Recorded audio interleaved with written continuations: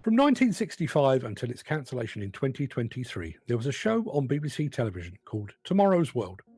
As the name suggests, it was a show dedicated to emerging science and technology and how it might impact our lives in the titular world of tomorrow. I remember it being presented by Raymond Baxter, James Burke, Michael Rodd, William Willard, and Judith Hahn, who would go on to be the show's longest-serving presenter. Over the course of 38 years, the show predicted the future with varying degrees of accuracy. It was very quick to identify the possibilities of personal computers and mobile communication, but it failed to predict the internet and social media.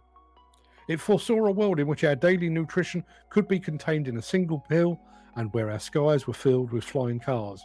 But, to the best of my recollection, it never envisaged cars running on electricity and hydrogen. It also failed to predict a global pandemic. Then again, no one saw that coming. Even a show dedicated to predicting the future often failed to do so. That, I guess, is the nature of innovation, technological development, and human nature, all of which set me thinking. If Tomorrow's World had been tasked with predicting the future of construction back in the 1970s during its heyday, I wonder just how wide of the mark it might have been. Could they have predicted that skyscrapers might one day soar almost a kilometre into the sky? That there would one day be a functional tunnel under the English Channel linking the UK with continental Europe? Or that buildings would become so efficient that they heated and cleaned themselves? Probably not. The chances are, even with the benefits of the BBC crystal ball, they would never have foreseen an age in which excavators of 300, 400 tonnes would roam the planet.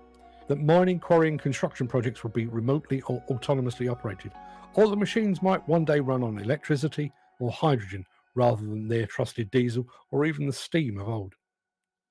Where the Tomorrow's World's boffins might have been more successful, however, would have been in the area of demolition and construction workers themselves. The publication of the Health and Safety at Work Act in 1974 would surely have given hope of a safer future for construction workers.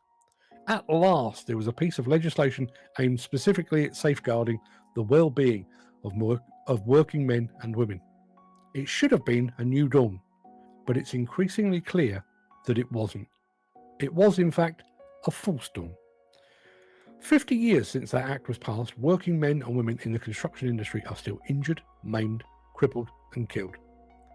That act, the advent of compulsory PPE, a deluge of training courses and competence cards and claims of greater health and safety awareness have failed to stem the tide. In fact, figures for the year to 31st of March 2024 showed that 51 demolition and construction workers had perished on sites up and down the country. That is 37% of all workplace fatalities. More telling still is the fact that while the number of cross-industry workplace deaths has remained roughly in line with pre-pandemic levels, deaths in construction were up 70% on pre-pandemic levels. And here's the rub. Developments such as the advent of the internet, the boom of mobile communications, or the arrival of electric cars and vehicles would have been hard to predict because they came largely out of left field. In much the same way that no one saw a global pandemic arriving until it was too late, no one foresaw a time when a family could sit in the same room together, not speaking, and yet communicating with thousands or even millions of people worldwide. And yet deaths in demolition and construction are entirely predictable. They don't come as a surprise. At least they shouldn't by now. They're merely a continuation of a long-standing trend. Yes, the number of fatalities might rise and fall with the tides, but the causes of those fatalities, falls from height, workers being struck by machines, has been a constant for decades. Even with the advent of reversing cameras, proximity warning sensors, and a multitude of other onboard safety systems, men and women in construction continue to die. With each passing year, it seems increasingly clear that construction equipment manufacturers have taken up the mantle of safeguarding workers, and that many of the solutions they have created are mere sticking plasters on a festering wound, a wound left exposed by an industry that is unwilling to make positive change. Rather than pioneering demolition and construction methods that don't require people to work at height, the sector presses ahead with its fingers crossed. Instead of organising sites, there is a clear distinction between where men are and where machines are. The industry continues down the path of every man for himself. Rather than scheduling sites for safety with each specialist trade and contractor afforded the time and space to do their job properly, the industry insists upon perpetuating schedules that are a constant race against the clock. Instead of seeking genuine competence among its workforce, the industry makes do with a competence card scheme that would fall short under the Trade Descriptions Act.